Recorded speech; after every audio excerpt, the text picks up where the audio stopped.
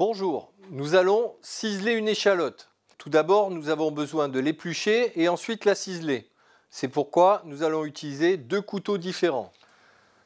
Tout d'abord, à l'aide d'un couteau d'office, je commence à éplucher mon échalote.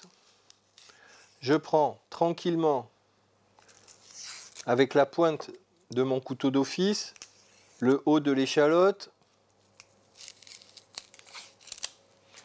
Je sectionne la pointe.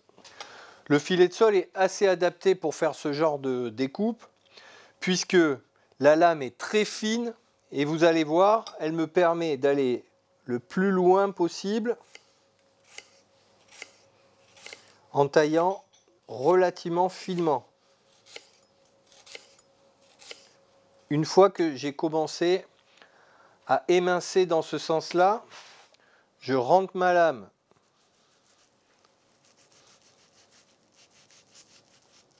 comme ceci. Je tiens encore mon échalote. Je reprends mon échalote ici en tirant tout simplement sur la lame de mon couteau.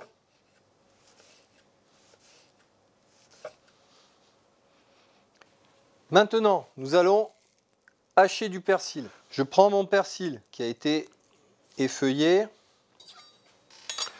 Je prends un couteau à légumes. Pour l'instant, je rabats grossièrement mon persil comme ceci.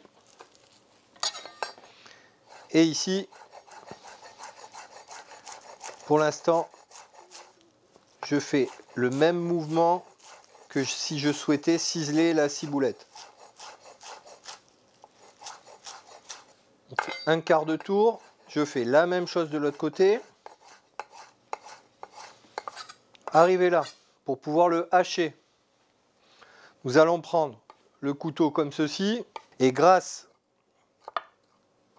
à l'arrondi de sa lame, nous allons nous en servir comme anciennement d'un hachoir à herbe.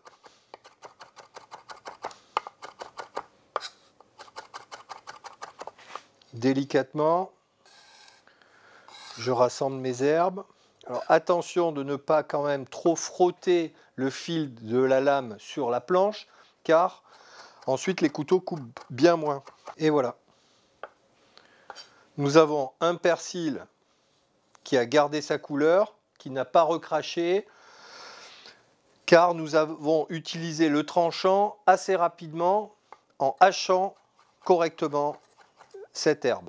Tout d'abord, je vais sectionner à l'aide de mon couteau-ci jusqu'à arriver à la chair du citron. Ensuite, à l'aide de petits mouvements,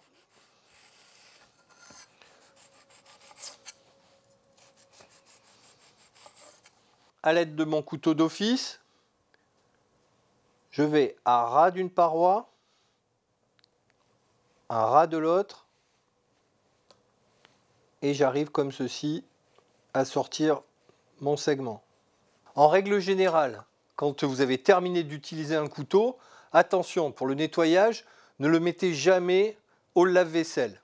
Il vous suffit simplement de le passer délicatement sous un filet d'eau. Si vous avez utilisé de la viande ou de la volaille ou du poisson, généralement le premier nettoyage se fait à l'eau froide pour éviter que le sang ne se coagule. D'abord sans savon, puis ensuite une eau un peu plus chaude savonneuse pour ensuite le rincer et le sécher.